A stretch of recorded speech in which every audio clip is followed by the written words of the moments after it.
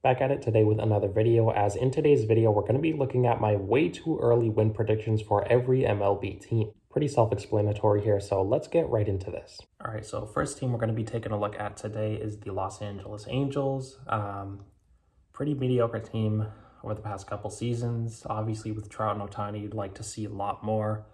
They haven't really made too many notable moves this offseason, at least that I know of. So I think they're going to be right where they've been over the past couple years. I have them in 70 to 79 win range. Next up, we have the Toronto Blue Jays. They're a solid team. They have a lot of firepower offensively. They have a good pitching staff as well. And I'm pretty sure they've made a couple moves this offseason to bulk up their roster. So I think they're going to be, I'll give them, it's tough because their division is really good. I think they're going to win in the high 80s, so we'll put them right there.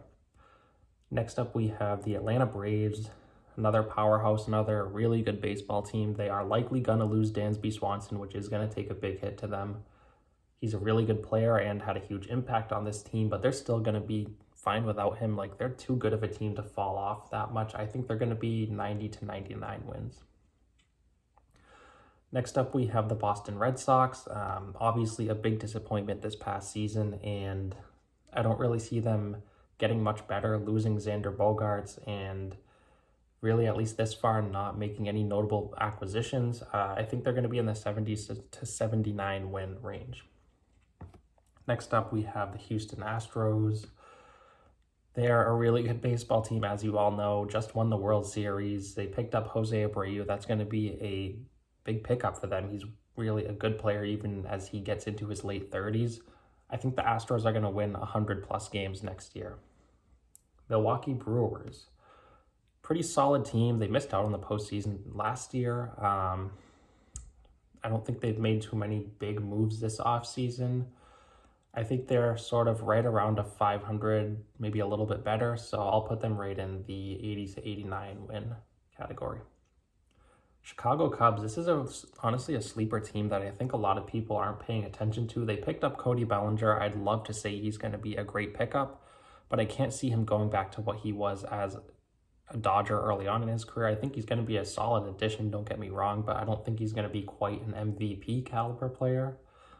But I think the Cubs are going to shock a lot of people this year, and I think they could win 80-something games. I think they could be right around 500, so I'm going to put them a little bit higher than I think a lot of people would expect.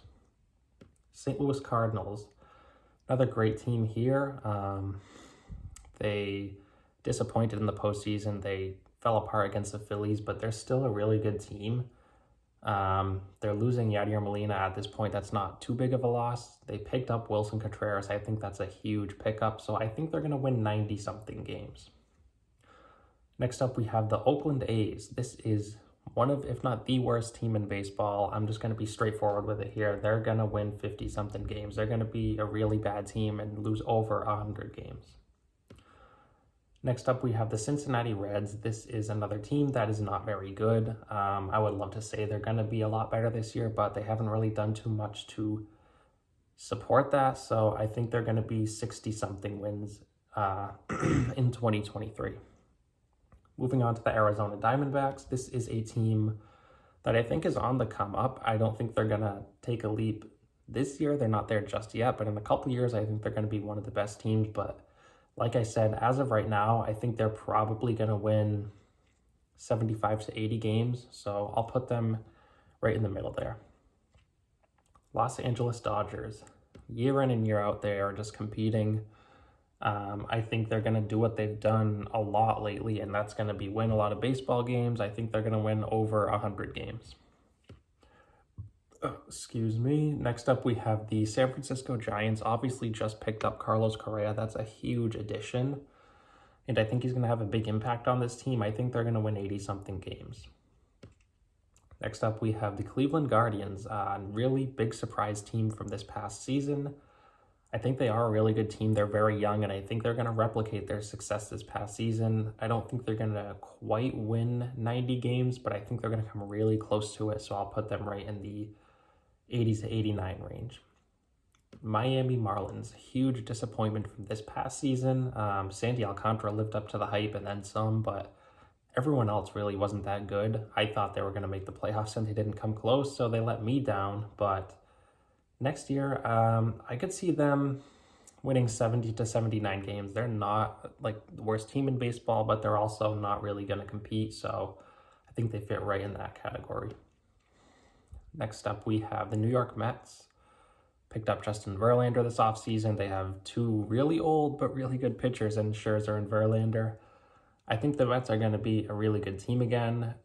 Hopefully they don't collapse in the playoffs like they did this year, but I think they're going to win 90-something games. Baltimore Orioles. This is probably the best young team in baseball today. They made huge strides this past season, and I'm going to go out on a limb here, and I think they're going to win 90-something games. I'm not saying high 90s, probably 90, 91 games, but even in that division, I think they're going to compete and be really good. Next up, we have the Washington Nationals. They're a really bad team. I mean, there's not much relevant about them. They have a lot of young talent from the Juan Soto trade, but they're not going to be good. They're going to win 60-something games. San Diego Padres.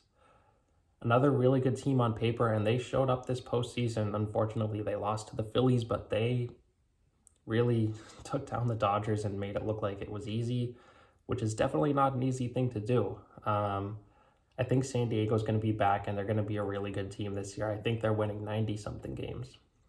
Seattle Mariners.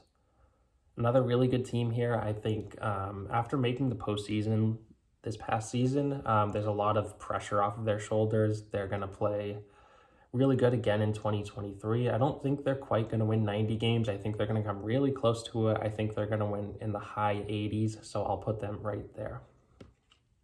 Philadelphia Phillies. This is another good team. Obviously, they made it to the World Series. Huge accomplishment this year. They were really outplayed all expectations. So they're a good team. I think they're going to win in the 90s. I think they're going to repeat and be a really good team this year like they were in 2022. Pittsburgh Pirates. Team that's been pretty bad for a pretty long time now. I would love to see them come out of the basement, but I don't think they're going to win more than 70 games. Like, I just can't see it with the talent they have right now. They're clearly rebuilding and just not a good baseball team. Texas Rangers. They are a team that's making some moves. I mean, obviously, as we all know, last year they picked up Seager and Semien, and this year they made noise picking up Jacob deGrom. I think they're going to win in the low 80s. I think they're going to be right around 500. I don't think they're going to be as good as some people are predicting. So, going to be a good team, but not great.